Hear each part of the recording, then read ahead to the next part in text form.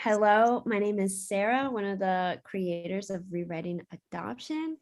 And I'm so excited for today's panel today. And thank you so much to our amazing panels and hosts that we have on. Really excited to have everybody. So some of the things or the reason why we are here today is a little background really quick on Rewriting Adoption. It is a community built by adoptees for adoptees, and we just wanted to create a place where we can elevate adoptee voices and stories and validate experiences, and all of this in the effort to change the rewriting adoption narrative. So very excited to get started with that. Also, this month is National Adoption Awareness Month. And this has historically kind of excluded adoptee voices from the conversation. And so we wanted to create this series to bring awareness to some of the struggles that adoptees go through on a day-to-day basis. And this series in particular, How to Be an Adoptee Ally, is for people that maybe are wondering, why do adoptees need allies? And also for friends, family members, and loved ones that have an adoptee in your life that you would like to learn how to be more of an ally to them and how to better support them. So I'm going to leave it off to our wonderful host, Patrick, and you can start off with intros, and thank you guys so much.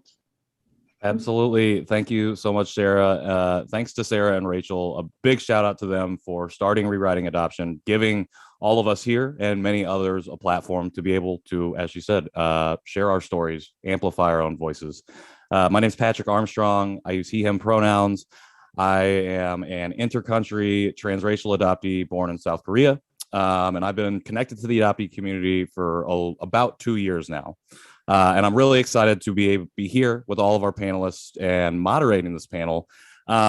This panel specifically is going to be about shedding light on the lack of support, strained relationships, and backlash that some of us have dealt with when we open up about our experiences, whether that's coming out of the fog or coming to terms with our adoption, what that looks like for us. And hopefully at the end of the day today, the people and the allies and other people who are here to learn from adoptees, from our voices, will walk away with a little bit more of an insight on how that affects us. So we have an incredible panel here today who has bravely and courageously stepped up to share their experiences. So I ask that the chat will be open on YouTube. If you have comments or questions, please feel free to leave them. But I do ask that you please be respectful, not only to all of our panelists, but to anyone else that you might be engaging with in those comments as well. So to kick us off, I'm going to have our panelists introduce themselves really quickly. I'm going to have them share their name, their pronouns, the type of adoption that they have experienced, and then how long they've been connected to the adoptee community as well. So Isaiah, let's start with you. Hello, Patrick. Thank you. And thank you to Rachel and Sarah for putting it all together. My name is Isaiah. I go by he, him. I am a domestic transracial adoptee. And I've been connected to the adoptee community for about 3 months now. So I'm fairly new. So yeah, thank you, everyone. Absolutely. So excited to have you here, Isaiah. Martha, over to you. Hi, I'm Martha Quinones. I am a domestic adoptee from foster care. My pronouns are she, her, and I'm happy to be on the panel today. Absolutely, Martha. And how long have you been connected to the adoptee community? A year. So yeah, since 2021 started. Awesome. Well, excited to have you here, Martha. Kristen. Hello, my name is Kristen. I am a domestic adoptee. My pronouns are she and her. I have been connected to the adoptee community now for about 6 months, and I'm from Cleveland, or I live in Cleveland. Awesome. Well, excited to have you here as well, Kristen. And last but not least, Sunmi. Hello, warm welcome. I'm Sunmi. I was transracially adopted, intercountry adoption from South Korea. And my pronouns are she, her. And yeah, I've been connected to the online international community for 1 year now, and locally a bit longer, but with in and out moments. So yeah. Awesome. Well, excited to have you here as well. a wide range of perspectives here on our panel. So very excited to get started. And without further ado, we're going to go ahead and do just that. I'm going to start off by asking a foundational question. How do you, each of you individually, define support? We're here to talk about the lack of support. So I wanted to hear how each of you define that and how that works for your personal experience. So Isaiah, we'll start with you. Okay, support in the realm of adoption, I would say it is definitely unconditional love and acceptance. There's no strings attached that, you know, you have to be this type of person, or you have to live up to this expectation. It's just, hey, you're an individual, you're in my life, I want you in my life, I'm going to support you wherever you're at, and help you get to wherever you're going. So yeah, meeting people where they're at.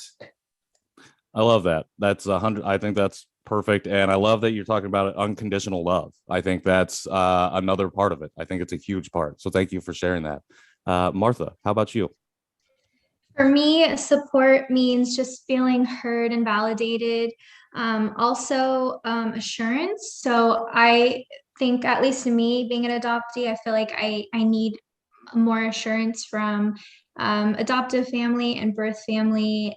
For me to feel like I'm being supported is if someone reaches out and checks in. I feel like sometimes adoptees, we need just kind of that extra assurance, like, hey, I'm here for you, I care about you. So just to make us feel seen and heard, that's what support means to me.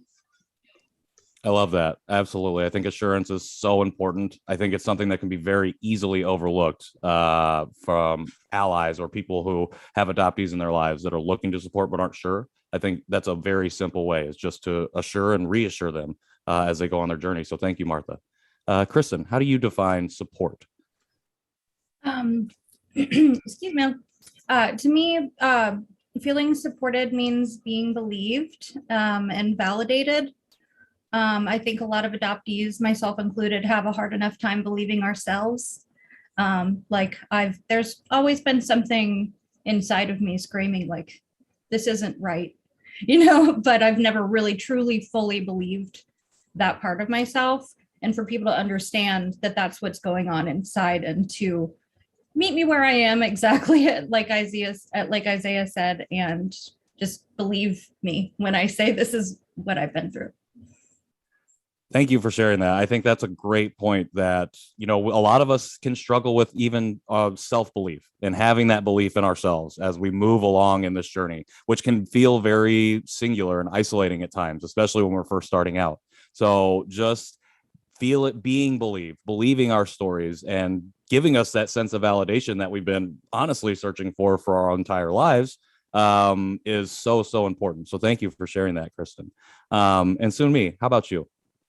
Yeah, I mean, I can totally resonate with everyone what they've already said, and I would, also say that what support is truly someone saying like, "Hey, I'm here for you. I'm holding space whenever you need," but also, simply demonstrating that to be there with energetically with the emotions, like I'm here holding space, and I don't judge you for whatever you're going through. And I think just to remove also the judgment of whatever that might be. Yeah. I love that. A perfect addition to what everyone has said. I think suspending the judgment, I think, is so important, because a lot of people come in with preconceived notions about adoption and what adoptees experience. And I'm not going to lie, most of the time in my experience, y'all wrong. So go ahead and drop the judgment, drop the preconceived notions, and meet us, like Isaiah said, meet us where we're at, and we can go from there, validate our stories and voices, and we're going to be able to get on a lot better than if we do otherwise. So thank you all so much for sharing that. I think, like I said, it is different, but obviously validation is so powerful. All of us touched on that. All of you touched on that. And I think knowing how we define that support can allow us to really open up and go deeper. So for my next question, Martha, I'm going to turn to you and start it with you. Because we have so many people in different parts of their journey, I was wondering, when you started to come out of the fog or come to terms and started to disclose those thoughts and feelings about your adoption, either publicly or privately, what was the response that you received, whether it be from your family or friends or just from the general public? Yeah, so I came out of the fog basically beginning of this year, and I started posting on my Facebook. I made one post, I think really kind of was my first post adoption about how I felt. And basically I just shared the post was a list of assumptions people make and for me about being adopted. So I listed them out. I said like the assumption that my birth parents gave me up when in fact I was actually taken from them, the assumption that I'm lucky, the assumption that because I have things to be grateful for, the loss is irrelevant. So I basically laid that out in the post, and I said I explained how the assumption of being lucky, attributing my adoption all to luck, dismisses the loss that I experienced and the lifelong complexes I'm left to deal with, like never really feeling like I belong anywhere. So when I posted that, most of the comments on my Facebook were positive, but I did get like one passive aggressive comment. I think a non-adoptee would have just read it as, oh, that's a nice comment. But I think us adoptees have our guard up sometimes, especially when we make a statement like that for the first time. And the comment was something along the lines of, oh, I've met you, a couple times and you seem well adjusted and happy. I would love to trade places with you any day. You travel the world, and almost like dismissing everything I just said. So I was like, okay, well, I've been through a lot to get here, and social media is just a highlight reel. It doesn't mean I'm not dealing with things behind the scenes. And then a few weeks later, I was at my adoptive dad's house, and he brought up how he made a comment like, oh, I don't really go on Facebook anymore because your posts have been like hurtful lately. And I was like, oh, like I just didn't expect him to say that. So yeah, that's basically kind of the reaction I got. I was expecting my adoptive mother to react that way, but not my dad. So I was really surprised. But then again, I wasn't surprised after breeding how adoptive parents like to uphold that white saviorism, I can't say that word, viewpoint they see of themselves. So I feel like it was kind of, he was like internalizing my truth as something negative against him when it wasn't. But yeah, so that was my experience sharing it on Facebook. And you always get those people that are like, this girl's tripping. But yeah, that was my experience. Yeah, well, Martha, thank you for sharing that. And I'm sorry that you had that experience, especially with your adoptive dad. I think that what you talked about internalizing saviorism, I think that is so inherent in the overarching narrative, and especially for a lot of our parents or mine. I think that was part of the hindrance for when I was growing up to be able to really safely encounter what adoption was. And then now, as I'm doing it as an adult, like a 30-year-old adult, it's like, I don't know how to approach it. And it feels passive aggressive because we don't know, because we're trying to navigate what like these people that are in our lives that we might have really good relationships with, but can do a lot of harm in those ways. So I really appreciate you sharing that experience. Kristen, how about you? What kind of response did you receive as you first started to come out of the fog and share? On social media, I haven't gotten anybody that has said, like strangers on the Instagram sometimes, because I'm more vocal there than I am on my regular Facebook and Instagram. I haven't gotten any passive aggressive comments, but the silence from people who usually would be there, who obviously take issue with the fact that I'm sharing these things, that hurts. And that causes me to gaslight myself again. You know what I mean? It's like, it's just kind of like this whirlwind, but there has been, I've shared my blog post from Rewriting Adoption and a couple of other places where I've been published, and I've gotten a lot of really good feedback on those, and a lot of like actual conversations starting. Like I shared my Rewriting Adoption blog post, and one of my friends that I didn't even realize this about her said that her her dad had a brother who was given up for adoption, and now she's searching for him, and she longs for this person that she's never even known, and none of it was asked by either of the kids. So you know what I mean? So that kind of like got this ball rolling, and then there was some other people that brought to attention that it's not only adoptees, and like it lasts for generations, and there's just, you know what I mean. I'm rambling now, but you get it. No, absolutely. No, you're not rambling at all. I totally get it. It is, adoption is a trauma that's intergenerational. And not only that, we're carrying the trauma of our first families as well, whatever that may be. It's inherently built into our bodies. And for a lot of us, it can be really difficult to navigate, especially for like our late discovery adoptee family. Like, to find out so late in the game that you're adopted and then have to try and navigate that can be super difficult as well. And another thing that you said, Kristen, was the silence. I think that's a great point that you made that I wanted to just highlight really quickly, because the silence can be just as difficult as the negative comments that we can receive, especially when it's coming from our friends and our family. So thank you for highlighting that, and thank you for sharing. Sunmi, how about you? What's the response been, not only in your local community, but online too, as you started to share? Well, online, it's been overall, actually pretty supportive. There was also a big element of surprise from some people that know me, because they had not heard this side of me speaking. So there was a lot of surprise there. And and maybe I can add to when starting to share with my parents, and I removed that from what's happening online. They were totally overwhelmed, because there was also a lot of irritation and surprise there, because until I turned 18, nothing was any issue. And then all of a sudden, with me looking in the mirror, and it's like, okay, awakening to my own adoptee self and my ethnic identity, and this question of who am I, where do I belong? And my parents didn't expect that, because up until then there wasn't an issue at all, and so they didn't know how to respond, how to navigate that, and that caused a lot of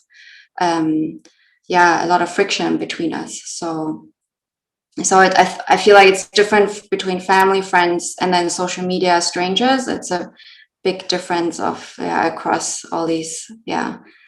I completely agree. I think it really does break down into 3 separate categories, and it can look different in each of those, and it very often does. I think, and thank you for sharing with your parents. I think my own personal experience of sharing with my parents, I would say the overwhelming feeling was very similar. And I host a podcast that comes out weekly, and my mom listens to every episode, so we've been able to have some healing conversations. But when she hears something like, I wish that I wasn't white when I was younger, or like, I didn't know how to talk about this when I was a kid, so I'm not placing blame on you. It's just that I didn't have the language to articulate what I was feeling. It's like, it's a lot to navigate. I keep saying that it's a lot to navigate, but it really is. And then that really does extrapolate out to like your friend group and how you navigate it there. And then especially when you share online, as Kristen said, getting a lot of positive support when you first start sharing online has been really powerful. And that's something that I've been very privileged to have received as well. It's a lot of online support from the community, which really gives a lot of validation, not only to my own story, but the power of connecting through social media and things like that. So and I believe also it matters a lot, the language that we use. The more we are aware and clear in our language and how we communicate about it, the better it will be received. Because when I speak out of confusion, then it's like, okay, the other person doesn't know how to handle that, like what is actually up with you. So the clearer we can be in our language, the easier it is. And so I experienced that with my family, like being much more clear walking into a conversation now than 20 years ago. Yeah, absolutely. The clarity of language, very important. And I think that's what's been really incredible, not only about like rewriting adoption, but just everything that's happening in the space right now, is adoptees are really coming to the table, not only sharing their own voices, but helping each other find the language. So that way we can all not only individually have better conversations with our friends, with our family and our allies, but we can collectively have a better conversation around adoption and around our own lived experiences. So thank you, Sunmi, for sharing that. That's a great point. How about you, Isaiah? What kind of response have you received as you started to share, especially because you've been out of the fog the shortest amount of time here on the panel? Yeah. So I was adopted when I was almost 1, and I kind of unfortunately attached my trauma to somehow being a good, fun experience. And that was also because I was just gaslit into believing, you're lucky, you're so blessed. So honestly, anytime I would honestly speak about my truth or my feelings about being adopted to either close family or just going out to friends, I would either hear, I understand from non-adopted people. I understand how you feel. And I would always be like, how do you understand if you've never been through something like this? And for me, that was kind of like a empty, I'm like, okay, it's okay to not understand. Or I would get, well, your parents look like they did such a good job. You sound great. You look great. You must be fine. And so that would be I would just turn around and be like, well, I guess this trauma is fine. And so for a while, I would just live with it like that. And yeah, since coming out of the fog and joining the community, I'm still transitioning over to being okay, no. And so, yeah, I've shared now more online than I have with close friends or family. And the responses bring either positive or no, why are you being negative? When it comes to the online aspect, and it's not a supportive side. So yeah, it's kind of been dicey. Yeah, absolutely. I mean, navigating the gaslighting is so difficult. I think there's a difference, obviously, like you've mentioned, there's a difference between empathizing with someone's experience and saying, oh, I totally get that. I totally get where you're coming from. Well, hold up. I know for a fact you're not adopted. So why are you saying that you completely understand what I'm trying to say? And exactly. It can make the journey more difficult because those types of interactions are really the least supportive. And even if they're well-intentioned, they can really push us back from the forward progress that we're making. Yeah. And I think that's what would happen. I would be like, okay, so this external is saying that I look fine, I sound fine, I should just be fine, I should just get over whatever this hump is, don't identify it, just be like, okay, I'm fine, and keep moving. And so yeah, I mean, it's if somebody is when it comes to an issue with mental illness or mental health, and people are I just don't understand what you have to be sad about. It's well, I don't know if I understand what it is, but it's there. And it's that's where what we talked about when we're defining support, that's where we need to be heard and need to be validated, not just in that situation, but all of our situations as we go through this journey. 100%. Yeah, absolutely. Well, thank you so much for sharing that, Isaiah. And I wanted to, so I think each of us kind of touched on a few examples of either backlash or, in Isaiah's example, gaslighting, or just the responses that we've received as we've started to share. So I want to ask, and Kristen, I'll start with you. I want to ask, what's been the hardest thing or things that you've experienced as you've tried to explain not explain, but as you shared your story and you've received responses, whether they even be positive or negative, what's been the hardest thing about navigating that conversation?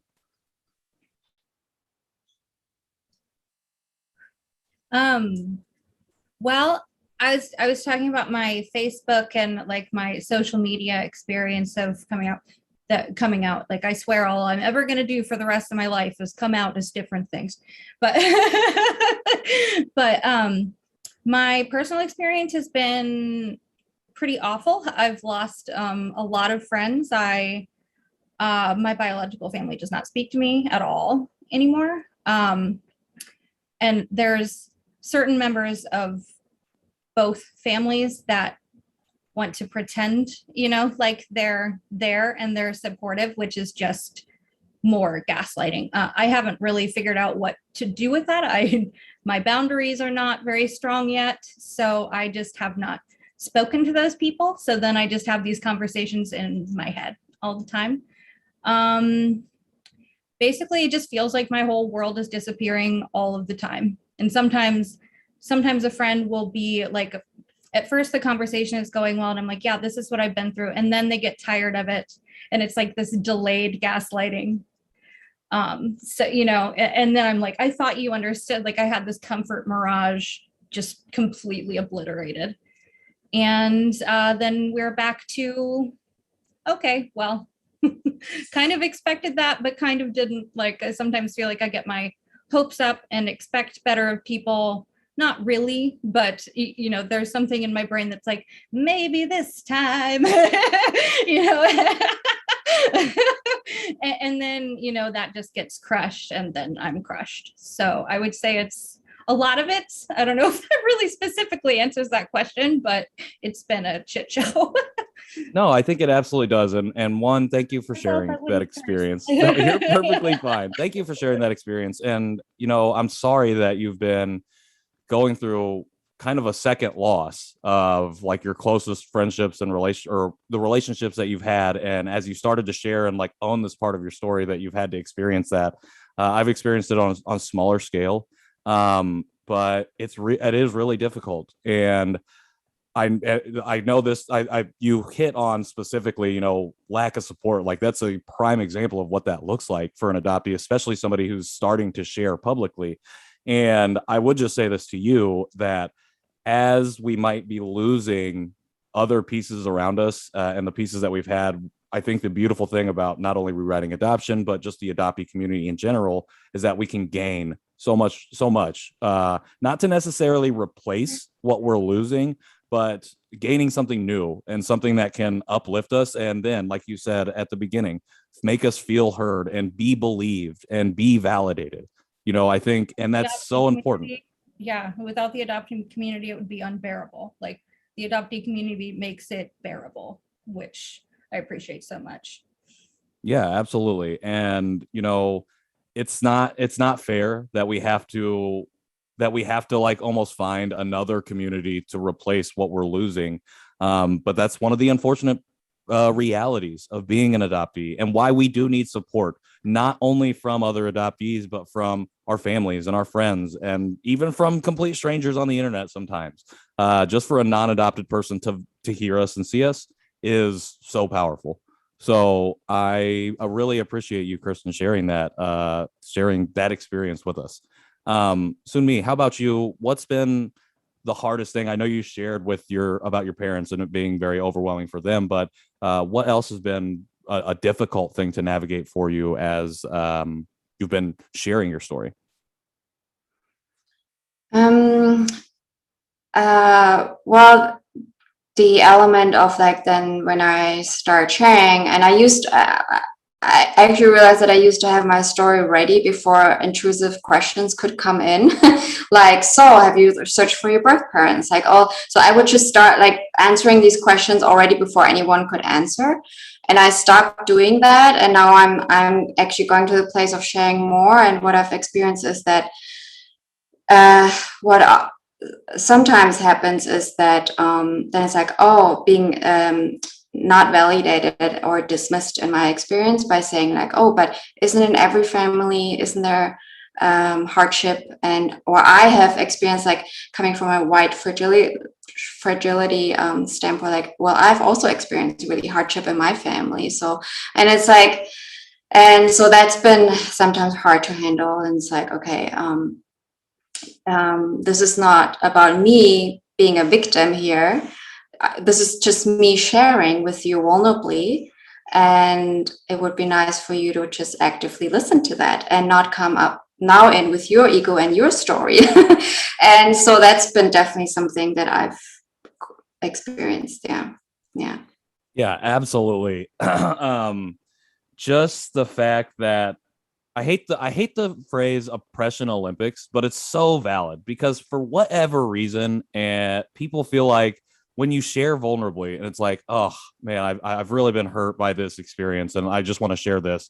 Then they come in and like, yeah, that sounds tough. Here's what happened to me five years ago. And just like try and take your vulnerability and throw it into the trash, essentially. And it's it's hard to wrap my brain around sometimes because it's the antithesis of what our humanity is defined as, I think, which is being empathetic towards each other. And, you know, I think everybody is capable of it, but I don't think everybody knows how to get there. And I think one of the burdens that adoptees shoulder is trying to educate, but also protecting ourselves. And like Sunmi, you said, you know, you used to preload your story. I 100% still do that. I completely resonate with that. Like I'm still like, when I know I'm going to be talking to people who aren't adopted, and they're getting ready to fire up the question, usually it's, where are you really from?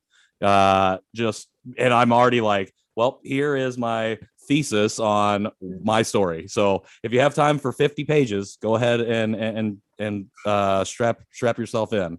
But I think that is such a difficult thing because I think active listening is a skill that you have to acquire. And if you don't start it at a young age, it's like learning a new language almost. It's really tough to get to that point as you get older.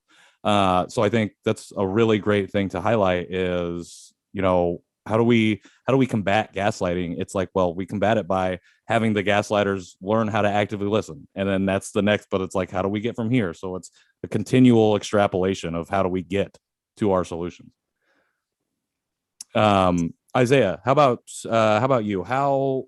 What's been the hardest thing so far for you in terms of the responses that you've received as you've been sharing your story?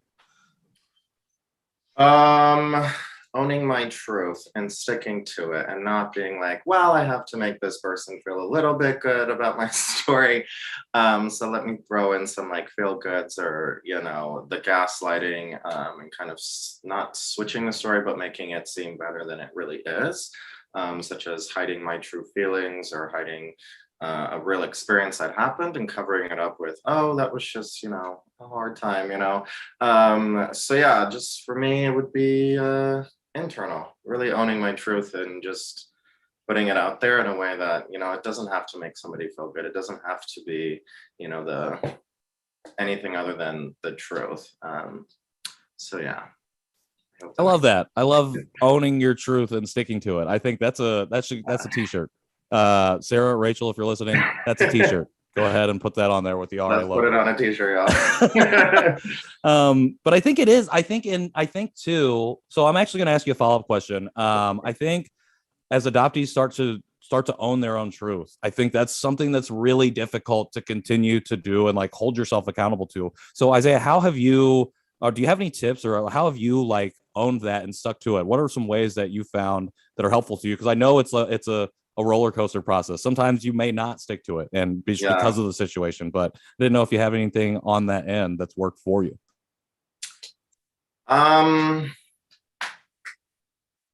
Just being sad sometimes.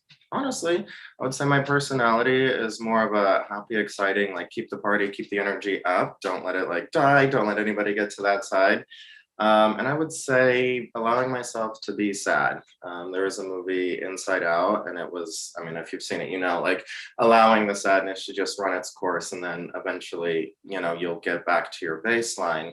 And so, yeah, just owning my truth and sitting in the sad parts and being like, that was actually extremely sad or hard.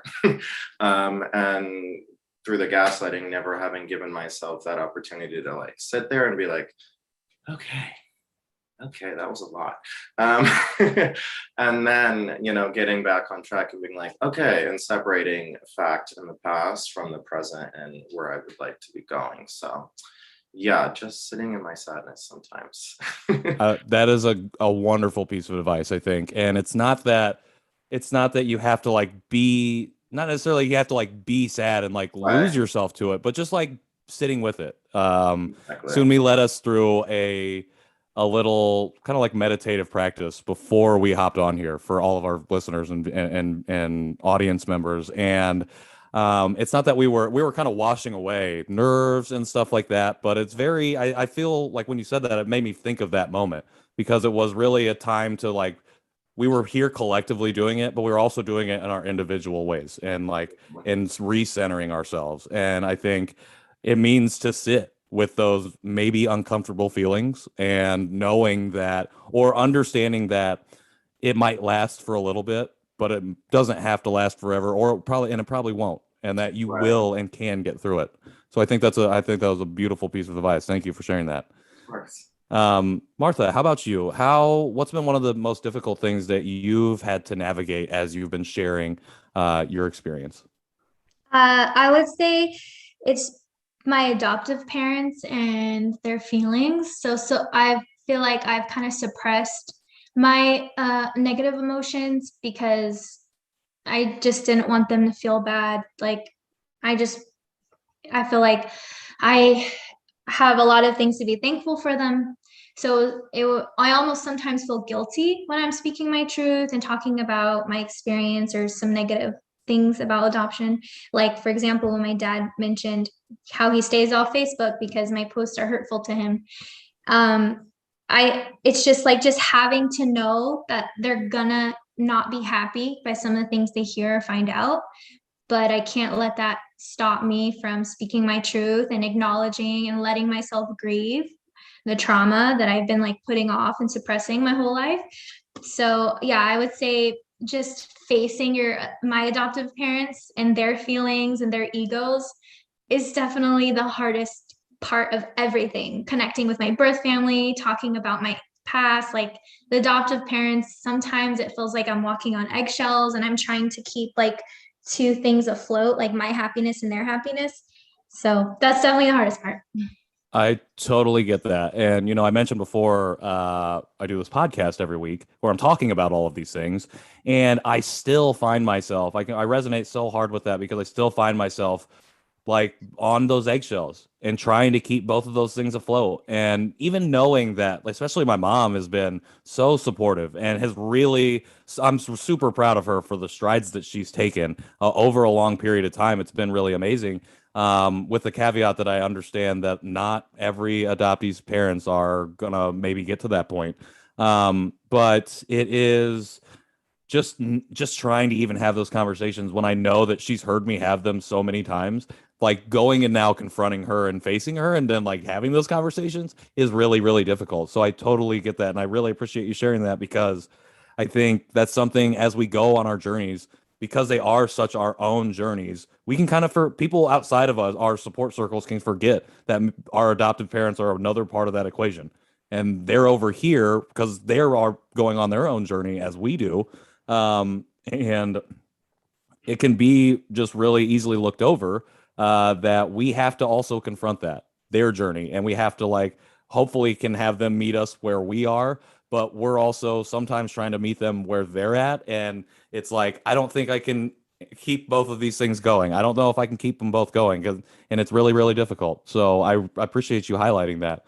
I think that's a really important thing for people and our audience members, and especially our non-adopted audience members or anyone who might be watching this to understand is that when we go on these journeys, it doesn't always mean that our adoptive parents are right alongside with us and doing all of this with us. That is not always the case. Unfortunately, I would say probably not the case in many cases. So yeah, thank you for sharing that, Martha. Before we go to the next question, we've talked a lot about gaslighting, and we've had some people in the audience ask for a definition for gaslighting. So I just wanted to address that really quickly. Rachel sent me a good definition saying that gaslighting is a form of emotional abuse. It is the act of manipulating someone into questioning or doubting their thoughts, memories, and experiences. Unfortunately, for adoptees, when we share our experiences, they are often received and dismissed, and we receive like invalidating comments instead of the support, which is the main impetus for this panel. Chris Rao and Hannah Lee, two adoptees who I know, also sent in a couple of definitions here. Chris said, a form of psychological abuse where a person or group makes someone question their sanity, perception of reality, or memories. And Hannah calls it gaslighting, referring to a specific type of manipulation where the manipulator is trying to get someone else or a group of people to question that reality, memory, or perception. So if you don't know what gaslighting is, there are 3 pretty good definitions of that. And I think on the panel, we've been really lucky to have each of you kind of share your own experiences with that. So I hope that you can not only take away a definition, but also some actual lived experiences for adoptees who have gone through that. But speaking of questions, Kristen, you mentioned boundaries and when you're talking about, the difficult thing and figuring out kind of when and where to throw those up. Sunmi, I want to start with you. Sometimes we have to establish these boundaries. Well, I won't say sometimes, all the time. And can be really difficult to figure out how or when or why we're doing so. So I was wondering, how for you have boundaries informed the ways that you've responded to either support or the lack of support that you've received? Yeah, I think setting boundaries is so important just to protect ourselves and to protect because it can be really draining to share and to go into these spaces that are, what we as I and Martha talked about, the emotional side. There's so many complex emotions going on with feelings that we're going through, and to really create space for that is so important. And what I realize is that I need to claim that space sometimes. And that's for me setting boundaries, but to be vocal about it and to share that. So with good friends, because I basically, I've disappeared for some time. But I would communicate about it and would say like, hey, listen, this is, I'm going through some really difficult stuff right now. And this is not about our friendship, but this is more that I need this space right now for myself. And it took me some time to get there, to actually acknowledge that I need that space for myself, that I need to carve out that time. And I feel like, especially as adoptees, like wanting to always please others or be there for others, care for others. Self-care is something to learn and to actually create space for that. So that's for me one part of setting boundaries, and then also consciously choosing who am I sharing with, and is that a person that I believe would really actively listen and be there, and if that is not the case, then I'm just also dropping out of, then I'm protecting myself by just not simply sharing with that person, and also looking into the circle of people that I'm with, like some dropped out of that circle because of that, and to really see, it's also part like actually acknowledging, okay, who's actually a good friend and who isn't. So it's a good assessment, actually.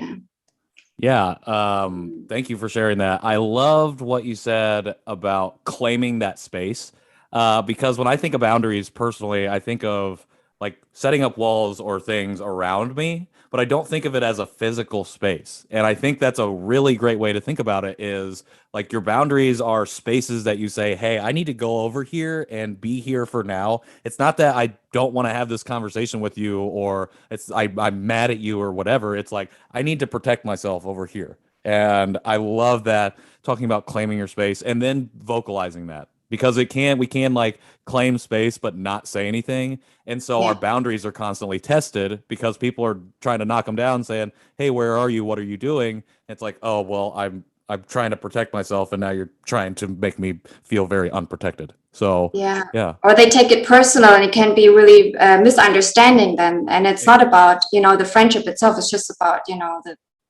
ourselves or myself in that moment, like to protect.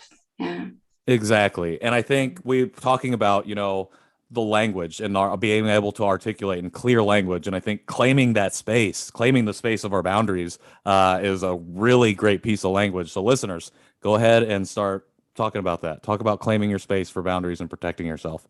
Thank you, Sunmi. That was perfect. That was beautiful.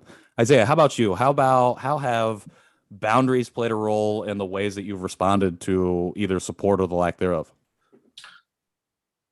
That was a long breath right there. So Just I have a breathe lot it of- exactly.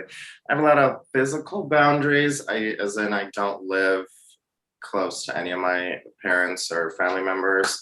And that was a direct choice because I have lived with my adoptive parents for most of my life. And then I opened the door and I met my biological parents. And I tried living with one of them, and I have spent extensive time with another one. And my takeaway from all of that was that it doesn't work for me. Whether it be that I was gaslighted and not accepted in one home, or I did not grow up around this type of environment, and it's not impossible to adapt. It's just in the course of life, am I really trying to veer back around to like almost the beginning of life to get to know them and then keep going with life?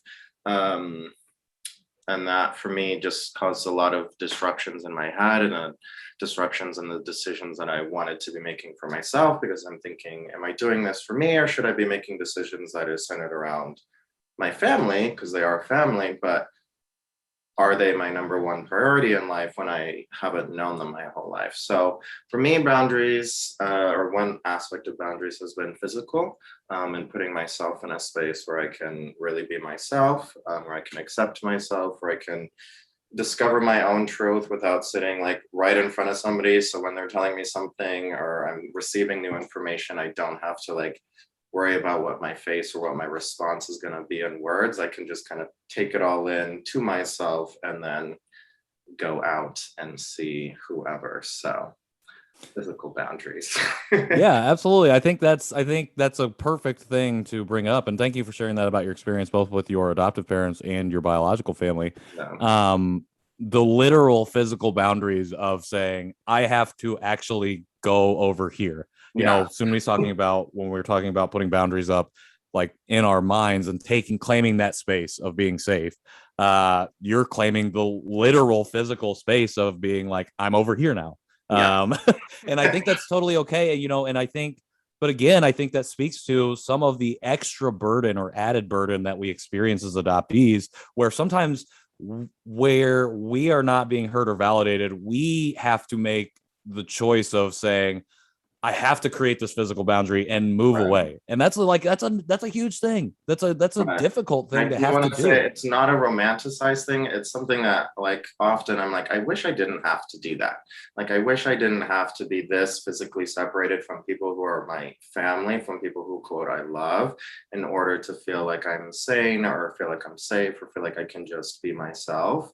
So I definitely want to say that to anybody who's listening. It's not like a go isolate yourself for whatever reason. It's very intentional. It's very because of previous experiences that have pushed, you know what this is in the past. Do you want to open yourself up to something different in the future, which is just trying life out on my own. So Absolutely. But I love that. I like that too, that piece of intentionality and being intentional, because I think there's a difference obviously between I don't want to say running away, but like moving away just because you're like getting away, and another to be like, I am choosing to do this because I need it to protect myself and also so I can be myself, and live in my truth and continue to stick to it. So I thank you. I really appreciate you for sharing that, because I think intentionality is another really important aspect when it comes to this, not only boundaries, but boundaries based around support or the lack of support. So thank you for sharing that, Isaiah. Martha, how about you? How have boundaries affected you in terms of support or lack thereof? So for me, boundaries, I'm more selective on where my energy goes and who it goes to. So just pulling back to that Facebook example, or my adoptive dad made a comment that my posts are offensive to him. Sometimes for me, setting boundaries is just holding back. All I said was, I'm sorry you feel that way. And I didn't say anything more. I didn't try to console him. I didn't try to explain myself. I just am at a point, and part of it is to protect myself and my energy, where I just tell myself it's not about them. So I can't control how other people might feel. so yeah, that's just kind of how I set my boundaries, is sometimes just knowing when to hold back. And in my head, I'm just like, it's not about you, and you can't control how some people are going to feel. And that honestly has just given me a lot of peace, just knowing that just let it go. Like, if you cannot control how they're going to feel. And yeah. Absolutely. I think that, again, y'all are an incredible panel, coming up with just, I think, each adding such depth to this conversation, because, Isaiah, you're talking about intentionality, and Martha, you're talking about oh my gosh, I just straight up blanked. Talking about, I'm terrible at this. It's holding fine. back, holding back. Oh yeah, holding back, and well, I guess that goes with intentionality. You said something else, and I'm really sorry. It literally was right at the tip of my tongue, and now I've lost it. I don't know if anybody remembers. Maybe. I think at the end of the day, control. That's what it is. And understanding the difference between trying to think you can control an outcome based on somebody's reaction or response to you, versus understanding that you don't have the control of that, and that you don't necessarily need to have control over that situation. Because when we try and force our own perspectives on someone, it's really easy for them to maybe put up boundaries of their own. And unfortunately, those boundaries are probably harming us because we're trying to have this conversation. But it's also, we can't control when somebody else is going to put that up, in the same way that others can't control when we are going to claim our space of safety or physically intentionally go somewhere else. In the same way that people can't control the way our journeys happen, I think is really important. So I'm sorry I straight up blanked on that, but I thought control and the concept of that is really important to add to this conversation. And I really thank you for sharing that, Martha. And Kristen, we'll round it out with you. How have boundaries in your personal experience affected both support or lack thereof support? Okay. I was raised with no sense of boundaries or instilled confidence in my own feelings or my own knowledge of what's actually happening. I was gaslit a lot growing up. I actually heard a friend or someone posted the other day like an acronym of FOG. It was fear, obligation, and guilt.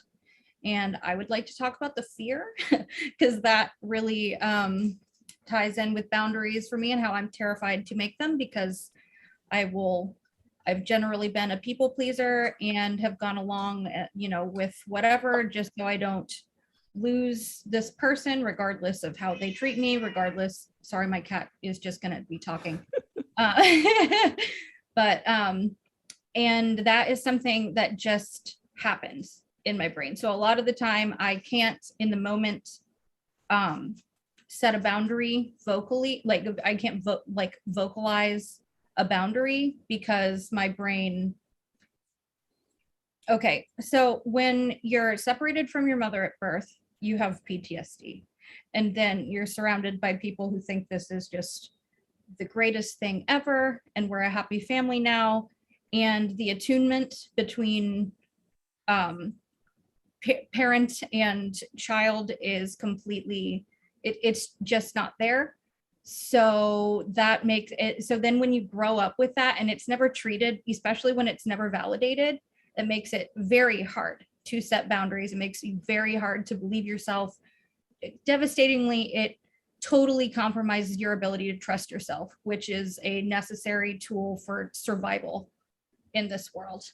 And so I have not really figured out, like I often will say, oh yeah, no, I totally agree. And as I'm saying it, I'm like, what's happening to my freaking brain? Like, I'm not doing this. This is not me. This is just how I developed. Like, I'm just wired this way because I have had untreated PTSD my entire life. So I feel like I'm left a lot to think about what I should have said later, which is infuriating. So I haven't really figured out the boundaries thing yet, but I'm working on it. I like the idea of the preloaded responses. I have come up with some rehearsed responses for when that comes up, and I'll just hope for the best next time that I have to load them up. and that I don't just fall back into my people pleasing brain routine. So great question. Well, I appreciate you. I appreciate you sharing there. And you're absolutely right. Again, adding another foundational piece of this is the fact that as babies, are internalizing that fog, that acronym, the fear, obligation, and guilt. And we're growing up with that, and it becomes very internalized. And it makes me think of this quote, one of my favorite quotes from a fellow adoptee named Sarah Jones. She did a TED Talk, and she poses this question. She says, if we had as children safe spaces to own our stories, will we still be having these same conversations as adults? And I think it's a basic question, but very powerful and foundational, because as kids, like you said, we're growing up with PTSD. We are trying to recover from a traumatic experience.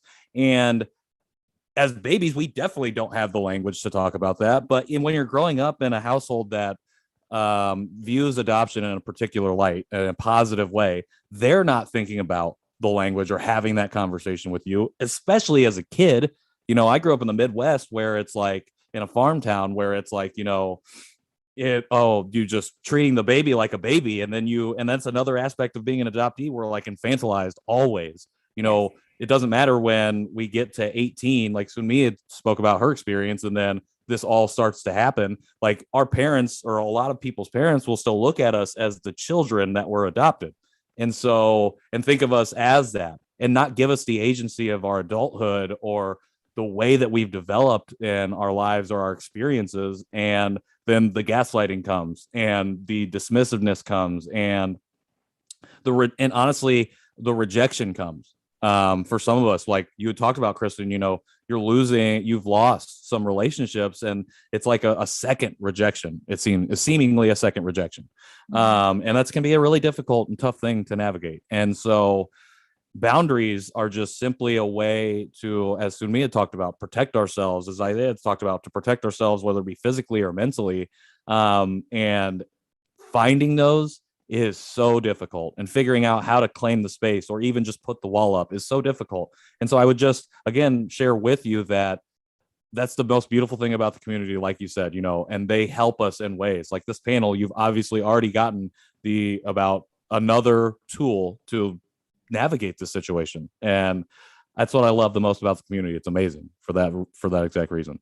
Yeah. Anybody who causes that, I feel like physiological turmoil has been adoptees' norm, and that's just how we've grown up. And whenever I feel that turmoil inside of myself, that's when I just cannot speak to this person anymore.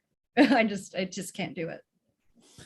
Absolutely. And that's okay. That's a boundary you're already setting for yourself. Like you're like, I have to shut off for that. And that's okay. And we're here to support you in that as well. So thank you again for sharing, Kristen.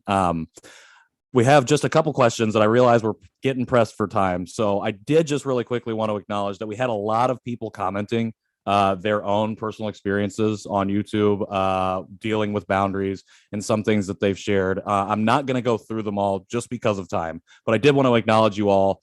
Thank you so much for sharing.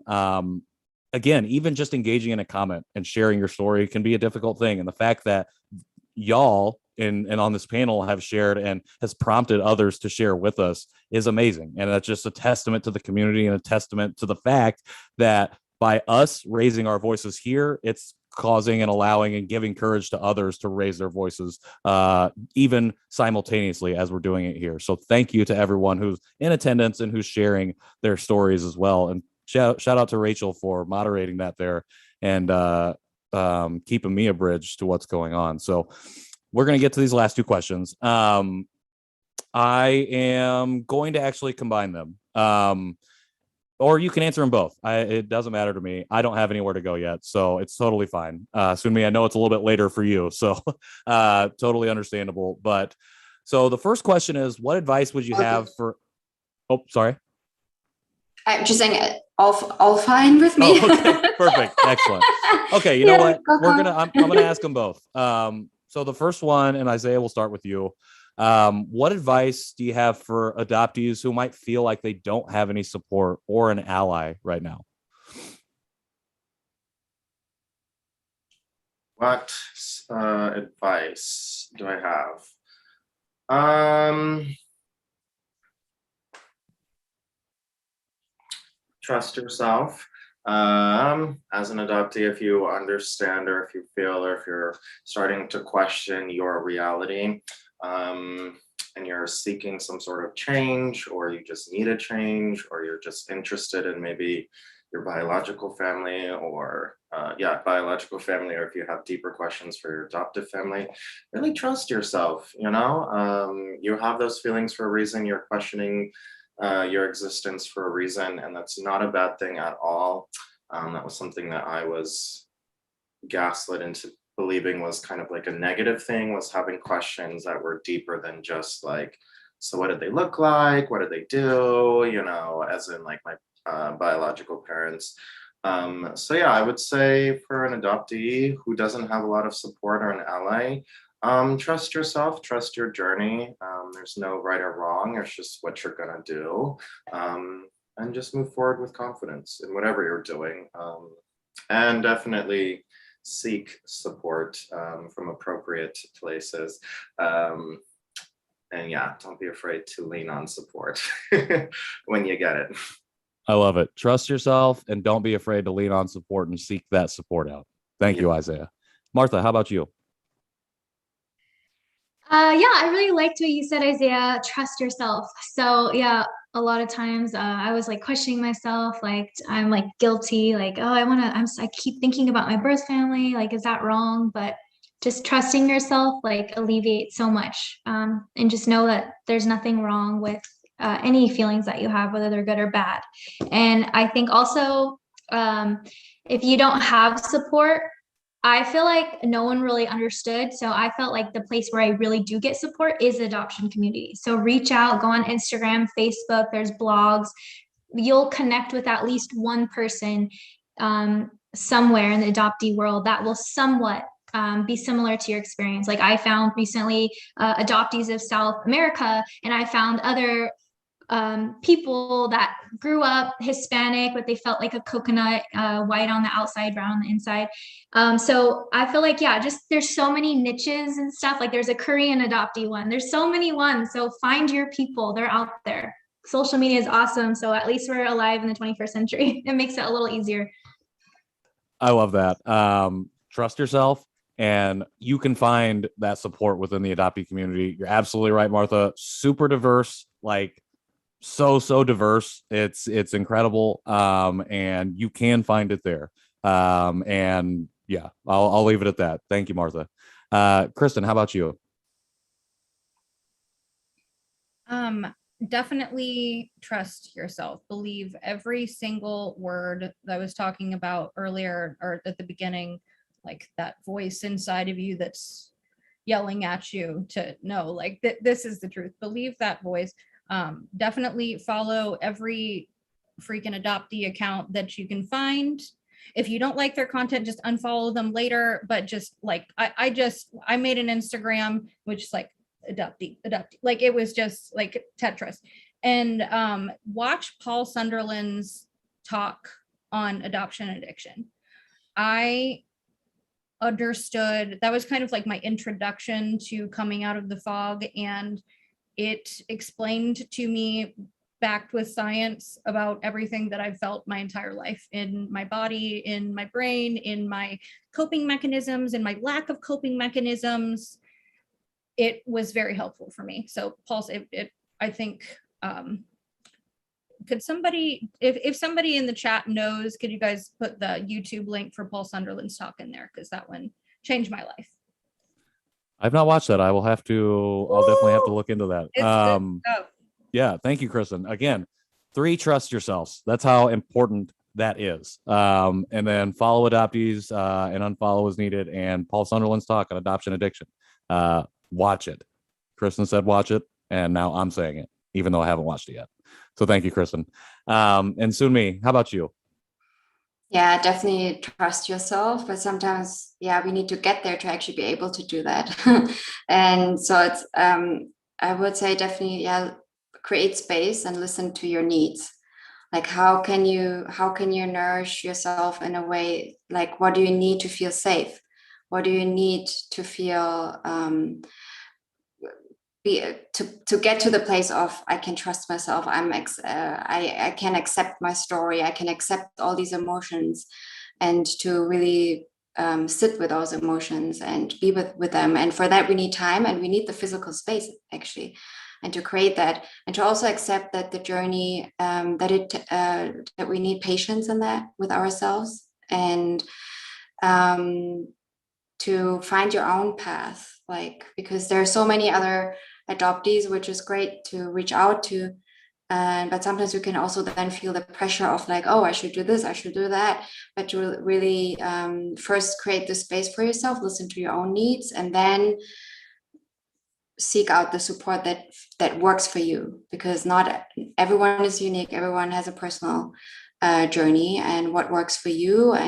But definitely open yourself up to the opportunities that are in front of you, like what support is out there. There are communities, there are support groups, there's professional therapy, and but first of all, I would say creating a space where you should be able to listen to your own needs. What do you need? Yeah. Absolutely love it. 4, trust yourselves. So knocking that out of the park, 4 for 4, but creating that space and listening to yourself and giving yourself not only grace, but patience, being patient with yourself as you go on this journey, because it is super difficult. It's a long journey. And you have it. You don't have to, like as Sunmi said, we all are on our different journeys. And we're all going through it differently, experiencing it differently. But if you can find a way to patience and knowing and understanding that it's going to take a minute, and that's okay as well. That'll be it's a great first step towards healing, and a great first step towards understanding and being true to your own, or owning your own truth, and then sticking to it, is knowing that you're being patient with yourself as you discover what that is. So thank you, Sunmi. That's a great piece of advice to end on for adoptees. And then one last question, flipping it around, and we're going to start with you, Sunmi, and we're going to work backwards.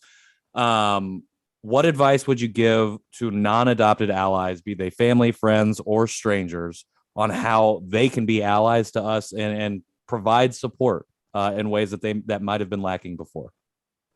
Well, they can provide resources, and that resource can be energy, can be time, it can be financially, can be practical, like supporting support organizations for adoptees. And in terms of energy, like holding space for the emotions, really listening when someone is sharing with you, to validate, or it can be practical, like for example here we've been looking for spaces like event spaces or retreat spaces. If you have something like that, if you can maybe offer that then to the community, like what resources do you have available, what you can share, because not everyone is maybe good at listening or like holding space for emotions, but then maybe there's other practical ways. So I feel like there is a support that everyone can contribute if you want to. Yeah. I love that. That's a great one. Providing resources is a number one way. There are a lot of adoptee groups out there, like Sunmi's, that are looking for spaces to be able to meet together. And it can be difficult to find sometimes. And if you know adoptees and you have a space that you can provide, that's a great way to not only foster community amongst adoptees, but also ingratiate yourself in the community, listen, learn, and support us in that way. So thank you, Sunmi. I think that's a great piece of advice. Kristen, how about you? For our non-adopted allies, what advice would you give them for supporting us? Read about the history of adoption. Pretty dicey in a lot of different ways. I think it kind of like when being an ally to a specific adoptee is about supporting our emotions, but knowing that it's so much larger than that the issues with adoption are so much larger than that. And I think that the history of adoption is simply so jarring that it's almost like impossible to it's like impossible to deny that, okay, this is rooted in pain, this is rooted in secrecy, it's rooted in shame, all of that needs to stop, and all of that has affected me, my affected adoptees our entire life, whether we know it or not. The fairy tale narrative adoption has stolen true empathy from adoptees, from everyone that they've ever known. And just educate yourself before, if you ever think that you know more about adoption than us, read a book. If you see it, like there's a lot of articles being published about what's going on in the world of adoption, and, kind of critical thinking about like what the industry of adoption actually means, and just keep your eyes open and your ears peeled, or however that saying goes, and just educate yourself, read about it. Perfect. A great piece of advice as well. You got to educate yourselves about adoption itself and in the history of the systemic issues that are rooted in it. We talked earlier about adoptees having the burden of trying to educate others, and that's not really on us to do. And Kristen put it very well, that pick up a book, read an article. They're out there right now. And there's a lot more of this conversation happening than just this panel too. So learn and listen from adoptees, or listen to adoptees, learn from them. And then when it comes to support, don't talk over our voices, amplify our voices, and support us in that way. So I would just add that. But thank you, Kristen. Thank you for that. Martha, how about you? Support, or how can our non-adopted allies support us? So I think inclusion is really important. So a lot of adoptees don't feel like they belong anywhere, whether it's at school, they don't really fit in their family, their adoptive family, at work with their peers. Sometimes we just never really feel like we belong anywhere. So I think non-adoptees can support us by just being inclusive, reaching out to us, inviting us to things, whether you're our family member or just a friend. I think that sometimes adoptees need a little more assurance or validation. I had a conversation with one of my family members, and I expressed to her, I felt like all I've ever been to this family was Valerie's adopted daughter. And she said, you're not Valerie's adopted daughter to us. You're more than that. And it might seem obvious, but just to hear them say that is assuring. So I feel like maybe even if it is obvious, just say it. Just say that you accept them for who they are, that you're listening, that you're present. So for me, it's just extra assurance, and try to include us. Even if I know the phone rings both ways, but sometimes we hold back because our guard is up, or we think we're not wanted, or we don't fit in. And so I think just going that extra step and saying, hey, we're here, we really like your company, you belong, I think that goes a long way. Beautifully said, Martha.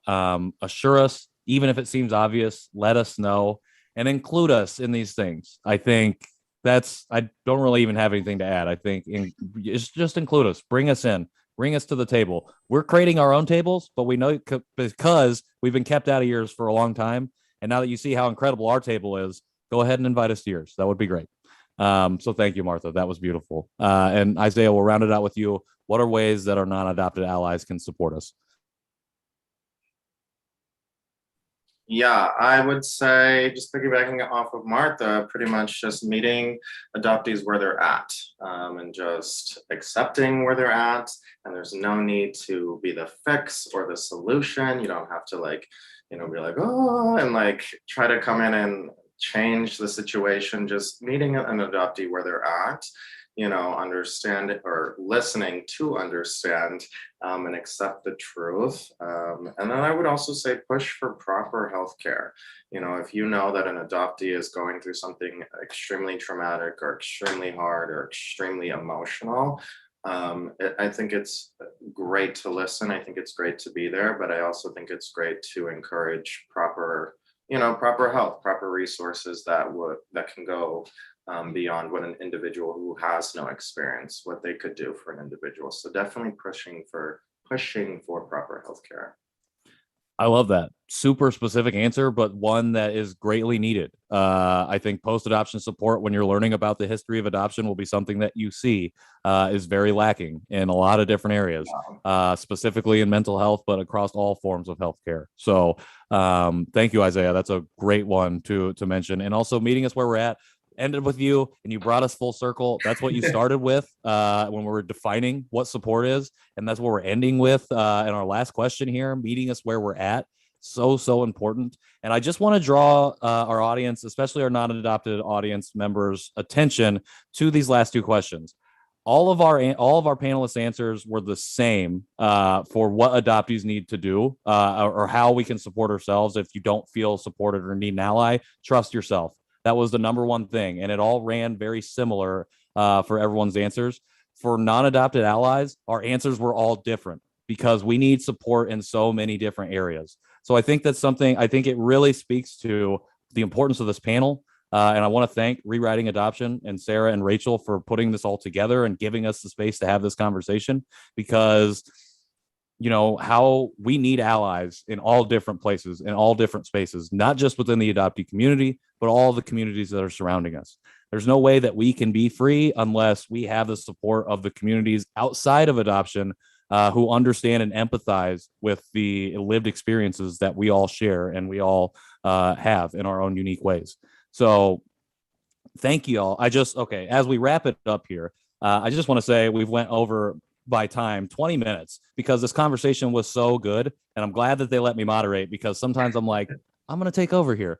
But thank you, Isaiah, Martha, Kristen, Sunmi, for sharing your lived experiences. I think another thing I'll just leave everyone with is that it's really, really hard to get up on a stage like this and share these parts of our stories and our parts of our lives. I think if you think this is just a walk in the park, a run of emotions, it's not that. It's even just sitting here in this hour and 20 minutes to share what we have shared, especially our panelists, to share what they've shared here is a lot of emotional labor and a lot of work.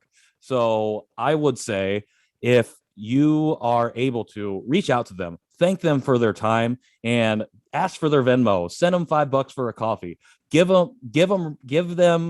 them for their work, because this is work, this is labor. This is not just us reclaiming our narrative and reclaiming our voices. This is us doing work for our community and for all the other communities that we're trying to reach and be heard by. So I will just leave it with that. Again, thank you to Rewriting Adoption for doing all of this. This whole How to Be an Ally to Adoptee series is incredible. I'm glad we got to end with this panel. Well, actually, I don't know if that's the ending, so I won't say that. But thank you all of our panelists for everything that you've done today and everything that you've been doing. And then I'm going to kick it over to Sunmi, because there's an event coming up that she is hosting, and I want to have her talk a little bit about that before we wrap the rest of the panel. So Sunmi, take it away. Yeah, well, it's an event that is really celebrating us as adoptees, because I think we forget to do that in all the work that we're doing and the advocacy, and it's heavy and it's hard and difficult sometimes, and it's very emotional, but then to really come together and celebrate with each other. And it's going to be a pre-Christmas celebration, but we'll announce the date. It's probably going to be around the 19th of December. But yeah, for everyone to come together and in a safe container and to basically celebrate each other and look back at the year, like what do you feel grateful for this community, and to vocalize that, and to get some dancey moves on as well, and just simply have a good time together, because in all of that we sometimes forget that. So if that speaks to you, then then stay in touch, and you'll find all details below. I think, Rachel and Sarah will post that below. Yeah, in the link. Love that you're doing that, Sunmi. You're absolutely right. We don't celebrate enough, because all of our conversations, most of them rooted in trauma, rooted in heavy conversation, and we don't take the time to celebrate all of the stuff that we do, even outside of adoption and outside of this work. And so thank you for doing that. Thank you for supporting the community in all the ways that you have over the past year. I know you're one of the people that I started following, I think, pretty early. And I know that you're constantly uplifting our voices, but providing a key piece of support that we all need. So thank you so much for doing that. And again, thank you to our panelists, Isaiah, Martha, Sunmi, Kristen. Thank you all for sharing your experiences. Thank you to Rachel and to Sarah and the Rewriting Adoption team for being another support space in the community. Totally necessary, as this conversation has shown everyone, but a really great way to be able to share and amplify voices. You can go to rewritingadoption.com to find all of the blog posts. I think we all have. Do we all have one up yet? Sumi, have you? Has one of yours went live yet? I can't remember. I don't know yet, but it's coming up. Yeah. If we're not up yet, we have them coming. So stay tuned to rewritingadoption.com for everything that we have going on. We're going to have a ton of stuff linked in the description here, where you can find Rewriting Adoption, where you can find each of our panelists, where you can find me. So make sure that you save all of that stuff. And other than that, this is going to be recorded. So if you know anybody who would, or this was recorded, I guess. So if you know anybody that wasn't able to make it and needs the link, they can get the link, DM one of us, DM Sarah or Rachel or the Rewriting Adoption team, and we can have that conversation. It's also going to live here live, or not live, but here on YouTube. So you should be able to come back. I don't know what you're going to search, but you should be able to find this here on YouTube if you want to come back and revisit. There was a lot of stuff that was shared here today. So I was taking notes and I didn't capture it all. So if you need to go back and revisit, please feel free. Again, this is an incredible panel, and this is just an incredible time for National Adoption or Adoptee Awareness Month. We have been the Rewriting Adoption team, and this has been how to support adoptees, I think. I didn't work out a closing, and I know we're still live, so we're just going to chuckle. We're going to celebrate and laugh until Sarah and Rachel close us down.